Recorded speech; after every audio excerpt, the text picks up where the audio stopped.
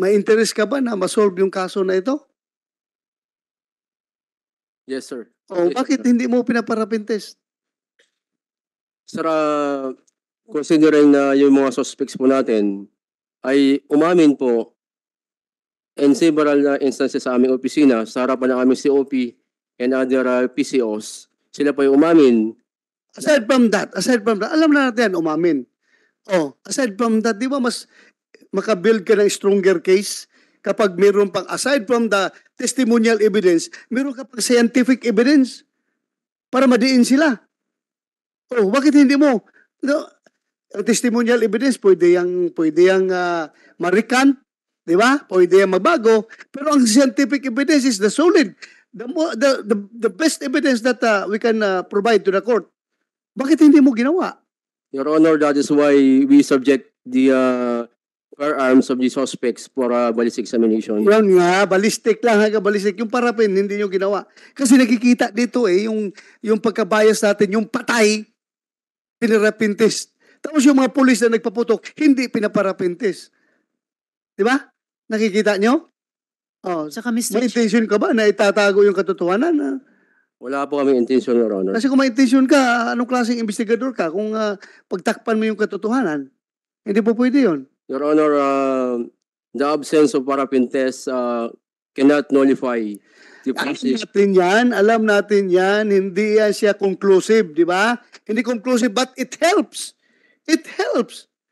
It helps. Malaking tulong yan sa investigation na ginagawa. Di ba? Oh, hindi conclusive. Porque hindi conclusive, ayaw na yung gawin ng protocol. Ginawa niyo sa patay, hindi man kaya conclusive yun. Oh, hindi conclusive evidence, pero ginawa niyo sa patay. Na, meron kayong pagdipinsa na kung nagpositive yung patay, nagpositive ba ang patay? Sir, based on the scientific reports are negative po. O hindi nagpositive. Yung nga, hindi nyo ginawa sa mga suspect. Napaka-unfair ninyo. Ikaw, investigador ka, nirequest mo yung SOCO na iparapintis yung patay. Tapos, itong mga suspect na nagpaputok, na bumaril, ay hindi ninyo pinaparapintis. Your Honor, we did not request the parapin test of the victim, Your Honor. Mr. Chair. Sino ang nagpaparapintis sa victim? Your Honor, the SOCO themselves, Your Honor. At sa matter of protocol? Yes, Your Honor, sa matter of protocol po. O hindi mo ginawa rin as a matter of protocol itong 4 na nagpaputok o yung 6 nagpaputok? Parapintis nyo? Actually, Your Honor, yung aming desk officer, nung pinareceive yung mga baril sa opisina po namin sa Caloocan, nag-ask po ng question dun sa nagpa-deliver kung ito lang ba ang papa-receive ninyo. Yun po ang pagkakaalam ko. Mr. Chair. Sige, go ahead, Senator Risa. Mr. Chair, so Police Captain Tipache, di ba kung may ballistics investigation, pero merong ding paraffin test, di ba mas magiging airtight yung kaso kung ganon, kesa kung ballistics investigation lamang? Yes, ma'am. Mas maganda po, ma'am, kung may baril po, kung may involved naman na tao, ma'am, automatic, ma'am, talaga. Paparapin po yun. Para ma-match kaninong Yes, ma'am. firearm Yes, ang ma'am. kaninong mag-test ng positive sa paraffin Okay, test. ma'am. So kung ganun, Mr. Chair, bakit hindi nga po ginawa ni na Police Captain Arabejo?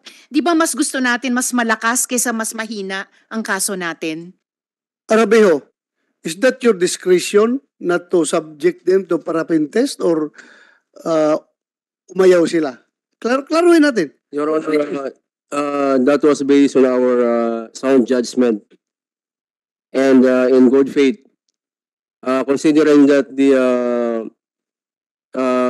direct testimony of the eyewitnesses is sufficient to establish the guilt of these 6 suspects. Your Honor. Sorry, Mr. Chair, Mr. Chair, excuse me po. Sorry. Okay. Okay. Senator, Last point lang dito, kay Yes. Arabejo. Lahat tayong nagtatrabaho sa gobyerno, gusto nating mag-presume ng regularity, good faith. Pero sa sitwasyong ito, isa po ito sa maraming punto na parang hindi po talaga sound judgment, Mr. Chair. Salamat, Yes, Mr. Chair. Chair, Thank you. Right. nakakapikon itong si Captain Arabejo eh. Sarap ipakulong sa babae. Now, sabi nung si Captain Boy 8 Tepase, protocol na parapin test. victim and mga police involved sa shooting. And ikaw, sinasabi mo, sound judgment na hindi na kailangan base sa testimony ng mga witness. You don't deserve to be a policeman. You really don't. Ikaw yung nakakatakot na maging pulis. Ikaw yung mga tipong pagdating sa kalye, dapat katakutan. Sabi mo sa akin, saan ka gumagala-gala para sa mga araw na yon, iiwasan kita dahil natatakot na ako sa iyo. Dahil nakakatakot. Sa pagmumukha mo palang pangising-isi ka. Ngiting aso to Mr. Chair. Kanina pangiting aso siya. Lahat dito nakayuko. Kita mo seryoso. Itong hinayupak na to, tingnan mo yung mukha niya, ngiting aso. Parang pinagtataon na lang tayo. Look at the face of this stupid policeman. As in tabi sa mga policeman na nandito, I respect you all, especially Lieutenant General Colonel Rodel Seramonia, and I respect this gentleman who's been a friend of mine for so many years. But this guy, I don't have a tiny respect. Kanina pa tayo nagagalit dito, pangising-ising aso siya.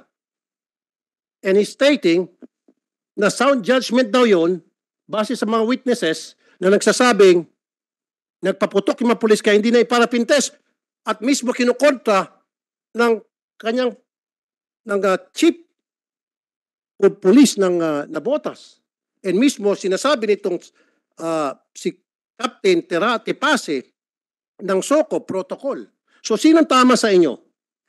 Ikaw o si Captain Tipase? O si Colonel Umipig? Silang dalawa versus you. Sinong tama sa inyong tatlo? Yung dalawa versus ikaw. Sino sa tingin mo? Huwag kang ngisi-ngisi. Captain, sir, sino po? Sir, ang alam ko po, sir, tama po ang ginagawa po namin, sir. Tama ang ginagawa nyo. So ibig sabihin, mali itong dalawa. Ikaw ang tama. Is that what you're saying? So mali yung nakalagay sa protocol sa libro ninyo. Mali at ikaw ay tama. Baguhin na lang natin yung nakalagay sa PNP manual ninyo dahil sundin na lang natin yung sinasabi mo dahil mas marunong ka.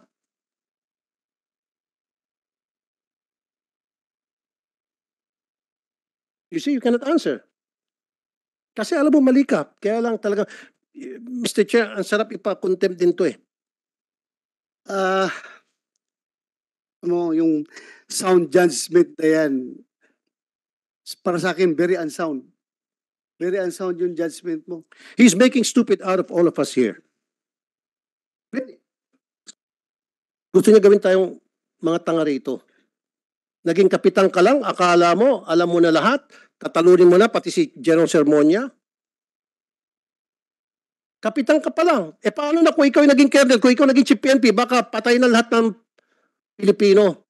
Pagbabarilin mo na lang lahat. Hindi ka nahiya kay General Sermonia, hindi ka nahiya kay General Gapas, kay General Gurat. Magsasalita ka ng ganon na these three gentlemen, alam nila na nasa protocol yon na iparapintes, both sides, victim and mga police involved. And then kukontrahin mo ano yung pinaniwalaan nila. And who are you? You're just a captain kumpara dito sa mga general. Now, make us stupid, make them stupid as well. Sabihin mo sa kanila, in their face, tell them again. Tingnan natin kung kaya mo sabihin yan. Mr. Chair. Yes, go ahead. Actually, Mr. Chair, totoo parang ngayon ko lang po nasaksihan na kailangan ng tanungin ng komite ang isang police captain, pasinungalingan ang mga police general. At kanina narinig po natin, may direct order yung dating Navotas City Police Colonel na hindi sinunod dahil sound judgment daw. Yan nga, si Teresa. Breakdown ba sa chain of command ito? Yeah, si Teresa, establish natin ngayon. Sinabi mo na may order ka na ipaparapintes. Tapos sabi niya kanina, wala daw order. Sino sabi ng totoo? Your Honor, Mr. Chair, marami pong nakadinig na staff officer nung inutusan ko sila, Your Honor. So narinig mo utos si Hippie na ipaparapintes? There was no order, Your Honor. Ha? There was no such order, Your Honor. There was no such order. Sigurado ka? Yes, Your Honor. Pwede ba mabakapan who are those witnesses para ipakontempt ko nito ngayon mismo? Sige. Si Police Major Edwin Pertes, ang aking ako po, Your Honor. Saan na niya? Nasaan? Sige, all we need is 1 or 2. Nasa nabutas pa, Your Honor. Papuntahin dito. Papuntahin Tapos, dito. Yung Chief Operations Officer ko, Your Honor, si Captain Mundihar, Your Honor. Papuntahin dito. So both of them will corroborate doon sa sinasabi mo na inutusan mo. Yes, Your Honor. Okay, Mr. Chair, kapag yung dalawa nag-corroborate yung statement niya, I want to file a contempt case against this guy. Yes. Cite him in contempt para makulong. Nasaan yung dalawa? Tanga kanina pa. Nasaan yung dalawa? Aside from yung dalawa, sino ba ang nandito na nakakarinig? Marami pa noon, Your Honor. Sino? I believe the IOC was there also, Your Honor. IOD. IOD. Sino IOD? IOC. Narinig mo yung instruction niya na ipaparapintes? Hindi po, Your Honor. Hindi mo. Dahil ako po ay nagre-rely din po kay ang aking superior kay Police Captain Arabejo po. So hindi ka hindi niya narinig. Ha? Yun ang claim niya, Your Honor. Claim niya. Yes, So dalawa sila ngayon ang ipapakontempt natin kapag mag-corroborate yung dalawa ngayon. Ha? Nandun siya nung sinabihan mo ng instruction? Kasama ito si Galvez? Galvez, sir, you better change your mind now kasi makukulong ka talaga. Pakukulong ka namin dalawa, kayong dalawa sa baba. At matagal-tagal kayo makukulong. So, So wala po akong na-receive po. okay. Wala ka narinig, ha? Pero sabi ni Hepe, nandun ka nung nagbigay siya ng instruction. Wala po ako, Your Honor. Wala ka.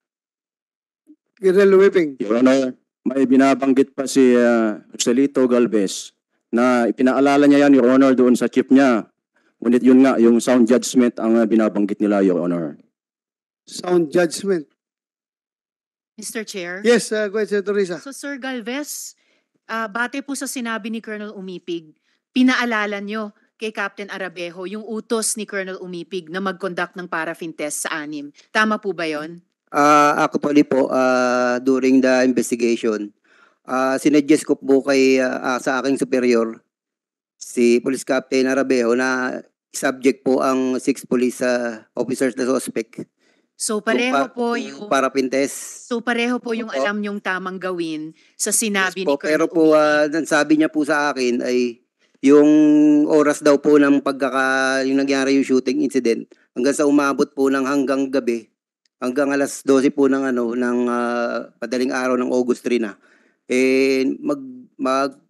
Possibility po na mag-negative po sila dahil po hindi po inaalis yung possibility na nakapaghugas po sila ng kamay. And yet yung si Opo. Demboy na paraffin test sa loob ng oras na iyon.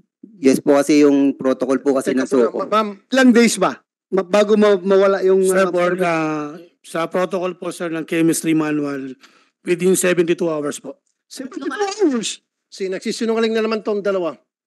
Okay, kanina, sandali lang, Mr. Chair. Kanina, sabi niya, sound judgment, kaya hindi na siya nag-paraffin test. Ngayon, yung sa'yo naman, sabi niyo, base sa kasasabi mo lang ngayon, dahil nag-lapse na, kaya lapse na doon sa time na pinaparapin test yung isang tao dahil maaaring nabura na. So, magkakaiba ang inyong statement, magkakaiba ang inyong stand. Yung sa akin po, Your Honor, yung po ay totoo, yung pag-suggest. Whether totoo na magkakasalungat kayong mag-boss, kayong mag-amo sa inyong mga pananaw, sa inyong mga paninindigan. That's what I'm saying. Then lumilitaw na talagang sinungaling kayong dalawa dahil itong si Colonel Umipig, meron siyang 2 testigo na talagang pinagsabihan kayo na paraffin test. And alam nyo na protocol yan. At kasasabi lang ni Captain Tepase na 72 hours, ginigiba yung sinasabi mong after 1 day, mapabaliwala na o baka mag-negative na. Sabi ni Captain Tepase, dapat up to 72 hours, pwede pa. See, tad ka ng kasinungalingan. Alam nyo, kayo mga investigador, mabalik na naman tayo dyan sa kung gusto, may paraan. Kung ayaw, maraming dahilan. Gusto ninyong pagtakpan yung mga kasamahan ninyo? Bakit ayaw niyo ginawa yon? Tingnan nyo, lumabas tuloy ngayon na very bias kayo against the victim. Siya pinaparapin test. Tapos yung mga pulis na buhay, hindi nakaparapin test. And because of your sound judgment, na ngayon, binigyan ka pala ng instruction ni Colonel Umipig na gawin yon, but hindi mo sinunod. Dahil ito, mayayabang itong mga investigador eh. Kapag mga investigador sa estasyon, mayayabang yan sila kasi kahit hipi ka, kunyari, marami silang alam sa batas. Ano bang natapos mo? Lawyer ka ba? No, Your Honor. Oh, hindi ka pala lawyer eh. Investigador ka. Simpleng order ng hipi mo, ayaw mong sumunod. Ngayon, sinasabi mo, there was no such order. Titingnan natin mamaya, pag dumating pinatawag na nyo, yung dalawa. Sino yung dalawa na sinabi mo? Umibig. Major Pertes and Captain Mondeario. Nasaan sila ngayon? Nabutas sila, Your Honor. Nabutas. District Director, tawagan mo. Pahabol dito. Mr. Chair. Kasi kung napatunayan ito ngayon, makukontempt itong investigador nyo. Mr. Chair, tanungin ko na lang si Mr. Galvez, hindi na lang si Captain Arabejo, because at least si Mr. Galvez may sinabi sila sa atin na pinaalalahanan niya yung superior niya tungkol sa paraffin test. Paano nyo nasigurado na yung lahat ng ibang 19 ay hindi nagpaputok ng baril nila? Paano nyo sigurado yon kung hindi nyo pinaparaffin test? Your Honor, nagbase po kasi kami dun sa mga testimonies po nung dalawang witness namin. And yet, gaya ng sinabi ni Captain Tepache, mas sigurado ang kaso nyo kung yung ballistics test nyo ay sinabayan nyo ng paraffin test. Tama po? Yes po, Your Honor. Pinaalala ko naman po sa aking superior yun na ay subject po sila sa paraffin test. Pero yun nga po yung naging ano. At kasi po, Your Honor, yun nga po yung sa tagal po ng operation, hindi din umabot na po hanggang madaling araw. Ay, sorry sir, hindi na ho. Kasi sinabi na aabot ng 3 araw yung validity ng paraffin test results kung sakali. Kahit nga po si Captain Carpio, paano nyo sigurado na hindi nakapagputok ng baril kung hindi nyo rin sinubject sa paraffin test? Yung buong 19, hindi lang yung 6 na umamin. Your Honor, kasi nag-relay po kami dun sa kanilang mga statement. Sino yung dalawang witness mo? Sino yung dalawa? Opo. Sino yung dalawa? Sino Si yung dalawa? Captain Carpio po tsaka si Captain De La Cruz. Pero bahagi sila ng team, Mr. Chair. Di po ba pagkatapos ng operasyon, bahagi ng report dapat sa City Chief of Police? Lahat po, nung 19 ay dumaan sa lahat ng test na SOP, Mr. Chair. Protocol kasi yun. Notwithstanding, kahit nasabihin na natin, may witness ka, dalawang mataas na opisyal, dapat sinusunod mo pa rin protocol. Tama? O tama? Tama po. Mr. Chair, Yes, I would like to make a statement bago ako lilipat doon sa kabila dahil meron din ako Yeah. pinal doon. I would like to put it on record. Ako po ay pro-law enforcement. Ako po ay pro-PNP. For more than 20 years, ako po ay nag-handle ng mga kaso tungkol sa pang-abuso ng ating kapulisan. And yan po ay nirefer ko din sa mga pulis din na nasusolve naman po. And I would like to go back in history about my family. Ang father ko po ay dating Philippine Constabulary. At lumaki po ako sa kampo, sa Zamboanga City, at nakita ko po yung takbo at patakaran sa militar, sa PC. Maayos po yung PC noon. And then my uncle, General Alexander Aguirre, dati po siyang NCRPO chief at tumulong sa pagpapaaral sa akin. At napakarami ko pong kaibigan ng mga general, colonel at mababang rangko. At isa dyan, and I'm very proud to say he's here right now, Lieutenant General Rodel Sermonia. And I know this gentleman, Mr. Chair, for so many years. Marami na po akong nilapit na mga kaso sa kanya na agad-agad, walang kaabog-abog na bibigyan solusyon. And because of him, patuloy po ako nagrespeto sa ating kapulisan. Pero I have to do what I have to do para baguhin itong mga bulok na sistema sa ating kapulisan. Saan nagkulang ating pulis? Recruitment, screening, neuropsychiatric exam, training, etc., etc. Now we really have to change. Because if we do not, then masasayang lang po itong mga pag-uusap natin dito ngayon. And we have to craft laws na para matulungan sila, magkaroon sila ng tools not only to protect our citizenry, to protect themselves as well. Para hindi sila basta-basta mapagbintangan na lang na ginawa na samantalang hindi naman nila ginawa. May ganun mga kaso na napagbibintangan kayo. That's why we have to come up with laws to protect both sides. Kasama na nga dyan yung body-worn camera na hindi naman sinusuot. Na at that time, hindi sinuot ng operatiba at sinabing sira. At meron akong pinapasambil na kapag merong insidente na pinatay ang camera o sira ang camera, CCTV or body-worn camera during operation or during critical moments, matik makukulong yung police pati yung kanyang supervisor. Excuse me, Senator Tulfo. Sinabi ba nyo nasira yung kuan nyo? Body-worn camera?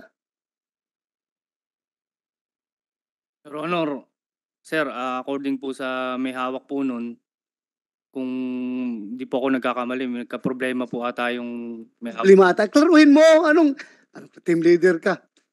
May problema ang body-worn camera? Napakamahal yan, ha? Hindi yan basta-basta masira. Ano, sira? Sir, we have Sergeant John Hir Tagakay explained kasi nalaman namin, sir, na among the teams, among the 19, siya yung merong na-issuehan, merong hawak ng unit ng body-worn camera. And he explained na, I quote, before the said operation, the body-worn camera suddenly stopped working unknowingly. And due to the sudden incident, the undersigned did not notice that the body-worn camera already stopped working Nasaan yung tao niyan? Nasaan yung due pulis to niyan? low battery. Nasaan siya? Nasaan yung tao niyan? Uh, Next hearing, Sergeant Tagakay. dali mo dito, ha? Mr. Ha? Chair, Dali mo dito. Mr. Chair, Yes. grabe namang dahilan, sir. Tumigil ang body-worn camera na ibinigay, nag-appropriate ang Kongreso, inutos ng Korte Suprema, laging buksan sa ganitong mga operasyon dahil sa low bat. Hindi ba yan ang pinaka low level na paghahanda sa anumang ganitong plano? In fact, Mr. Chair, gusto ko po sanang ipasagot din doon kay Sergeant Tumakay or ano pong Tagakay. Kasi yung ibang ulat naman po na natanggap natin, hindi po sira, kundi sinara, pinatay. Kaya gusto ko pong itanong, sino nagbigay ng utos na isara yung mga body-worn cameras? Mr. Chair, pwede ba tapusin ko ang statement ko? Yes, yes. Yes. Na po. Sorry. Okay. Continue. Now, there has to be some changes that we should do immediately para hindi masayang yung mga ginagawa nating paghihiring dito.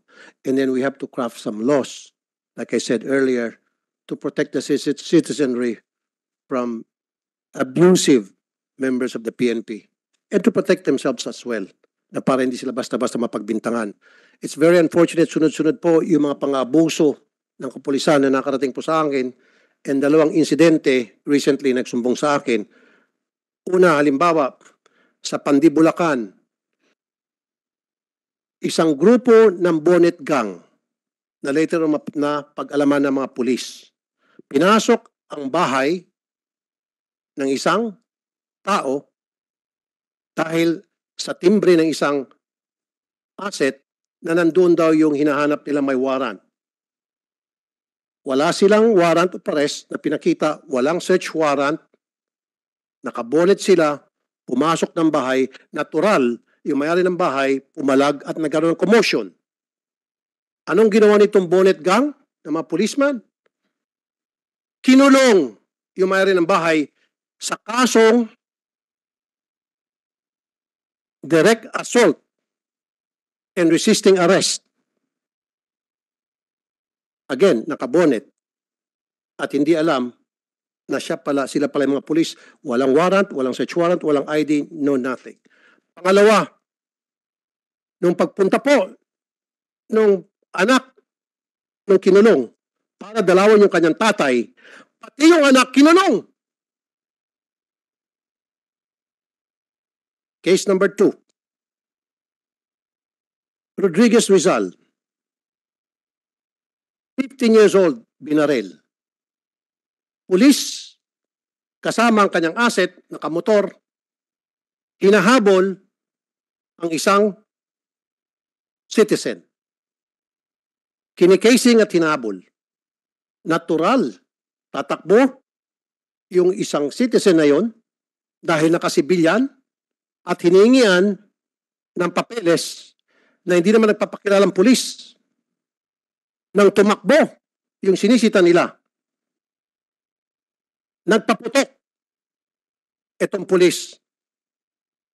Tinamaan yung kapatid nitong biktima na papalabas ng bahay. Patay. And recently over the weekend, ito po, nabasa ko article ng GMA7. 15 years old na binatilyo, binaril. Dahil pinagbintangan na nagnakaw ng cellphone. Sana po, stop na rito. Pero I doubt. Asahan po natin. Let's brace ourselves. Marami pa pong mangyaring ganito. Magdasal po tayo na sana hindi. Ngayon pa lamang, let's do some screening, General Sermonia, lahat ng mga pulis natin para wala na pong madagdagan na biktima. Doon po sana sa neuropsychiatric exam. Kasi po ako, Mr. Chair, nakapag-neuropsychiatric exam, nakita ko po na parang madali lang. Yun po ay para lamang sa mga gusto magkaroon ng baril. Pero how about those policemen na araw-araw nakikituro sa mga civilian population, nagkakandak ng operation, nag-arrest at may hawak ng baril, dapat ibang sets ng neuro exam ang ibinibigay sa kanila. And lastly, Mr. Chair, baguhin natin yung recruitment process. Baguhin natin yung training. And then on a regular basis, periodically, palagi dapat tinitrain, sineseminar, dinadrug test, random drug test, and neuropsychiatric exam ang mga pulis. Why? May mga pulis na nakapasa sa neuro, nakapasa sa drug exam, mabait sila, matino. Pero later on, nagbago ang kanilang sitwasyon dahil sa kanilang environment, dahil sa kanilang trabaho, then naging loko-loko. Pero kung maagap tayo sa ginagawa natin training seminar at pag-exam sa mga pulis natin, ito po ay pwedeng mababawasan. Maraming salamat, Mr. Chair. Magandang hapon po sa lahat.